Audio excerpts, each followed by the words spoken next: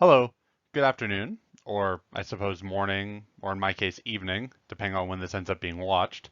My report is going to be on the 1986 Hinton train collision, uh, a rather cataclysmic collision that involved two trains hitting head-on through a myriad of different factors, primarily human error.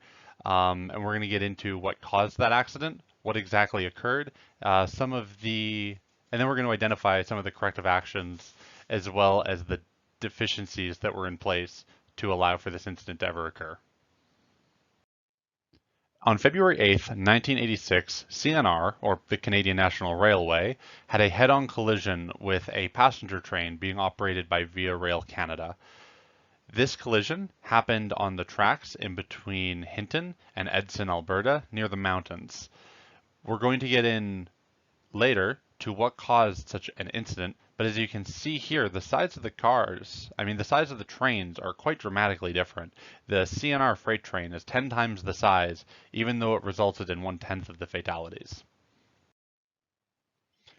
Here's a diagram, or not a diagram, but a graphic to help illustrate the situation in the lead up to the collision. I myself had a hard time visualizing exactly what happened between the trains because I'm not very experienced in trains, so I did not know the procedure, but there is a off-ramp, not an off-ramp, an off-rail that acts as a second rail system so that trains can go off of the primary rail and allow others to pass before going back on. That was the original plan for the CNR train, to heed some warning lights, pull over properly, as we can see in diagram 2, sit into the off rail, and then allow the Via Rail Canada passenger train to pass by harmlessly going west to east. Unfortunately, as we don't have the proper information on the subject, I can't say exactly what caused this to happen for the CNR train, but it resulted in no heeding of any of the warnings. They did not decelerate at any point in their journey, and they ended up staying at full speed throughout the entire off-rail and ended up rejoining the single track, as you can see in the instant reality in the third panel. And they impacted the Via Rail Canada passenger train before the passenger train could even get into the position where they assumed that the CNR railway freight train would be in the off-rail. This resulted in a head-on collision, and unfortunately, we were given no evidence that either train engaged their brakes before the collision, leading to only more questions.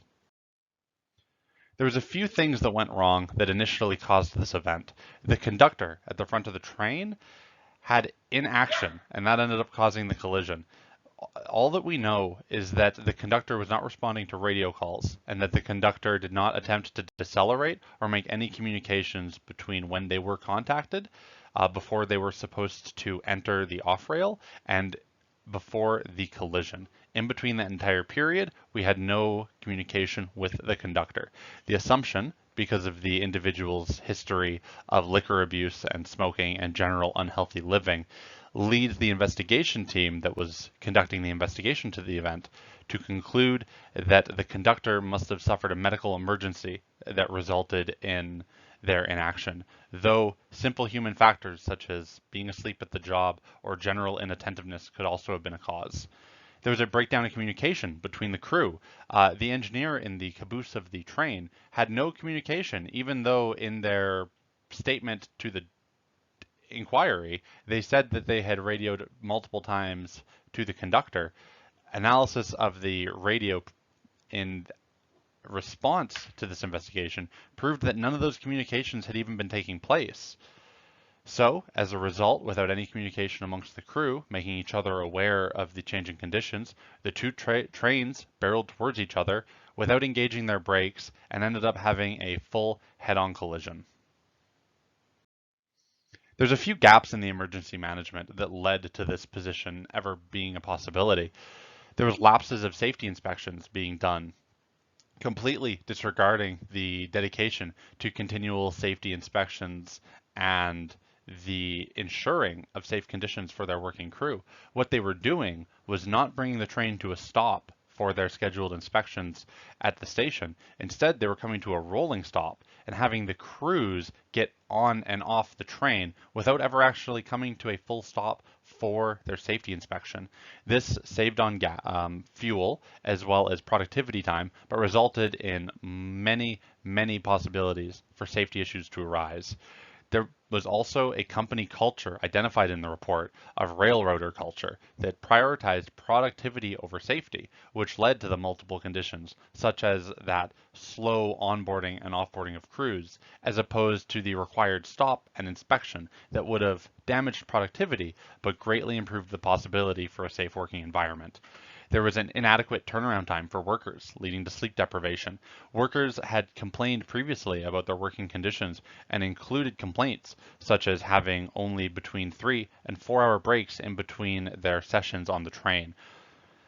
Driver health and monitoring for the conductor is a major system here that was essentially disregarded. The report concluded that they were very disappointed in Canadian Rail's dedication towards driver monitoring when someone such as our conductor, who could have been a heavy smoker and at serial risk? Serious risk for cardiovascular injury, they should have had a better situation in place, whether it be for monitoring or conducting checkups on his health to ensure if he was even in safe positions to be driving the vehicle. Lack of accountability and communication was also a large issue amongst their crew.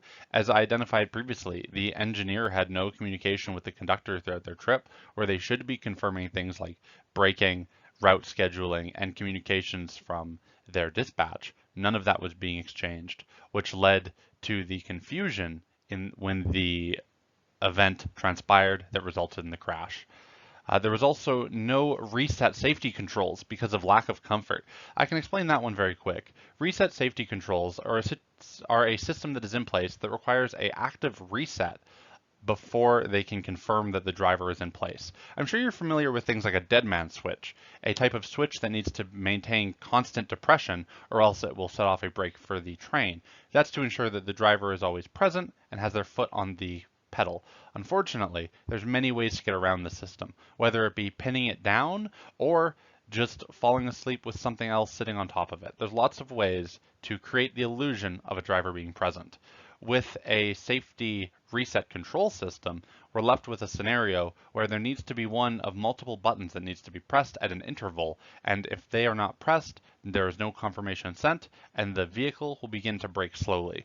There was no reset safety controls on either trains in this collision, though there was a reset safety control on a secondary locomotive that was present on the freight train, but that was not being used because it was not what they call a comfort cab, which means it does not have the adequate livery and space to maintain comfort while working. So, in an effort to prioritize comfort over safety, the crew chose to use the locomotive with larger space and no reset safety controls, which was a contributing factor that resulted in this head-on collision. There are some corrective actions that were outlined in the investigation afterwards that I would like to highlight. I will say that there are many corrective actions that were recommended, and if you'd like to read what they all were, I've included that document in my resources list at the end. For communications, they wanted the caboose to require a locomotive quality radio so that the communication breakdown between the crews could no longer happen, and that it wanted a requirement on radio communication confirmations. Essentially, what was happening at the front and back of the train was sometimes it would be too loud for them to possibly hear the other crews, so now they have to have a confirmation such as a check or confirm before they can stop relaying the message. Now, they have to relay the message until they get the confirmation. And they have to dispose of any low batteries. We don't want anyone thinking that they're charged and accidentally putting them in when they're actually low. Another thing that was required was a 10-hour mandatory rest period to ensure that workers had enough time, to keep themselves sane and ensure that they had adequate times for sleep and recovery if they're feeling ill or anything else that they so require. And there was also a request for future development and design on their trains to incorporate certain changes such as ergonomic principles, noise reduction, proper ventilation, communication improvements, and temperature controls. These are a mixture of purposes either to make them safer to work in or more comfortable to work around so that they weren't motivated to move to other areas of the train. Things I would do differently to make sure that we never had this train collision in the first place was to promote accountability. We had a lot of comfort with our crews completely ignoring each other and just going on their day-to-day purpose. I don't think that that's safe, and I had too many gaps. Updated safety features for the conductor. I'd love to see one of those reset controls. I want to make sure that they can't fall asleep or ignore their responsibilities. And thirdly, I think I wouldn't have crashed two trains together. That seems very effective. That is the end of my presentation. Here is the resources that I used. The one at the top there is the inquiry that was into the collision. I highly recommend it. Very informative. Thank you very much, and I hope we can all learn from this incident to never repeat the safety lapses that occurred.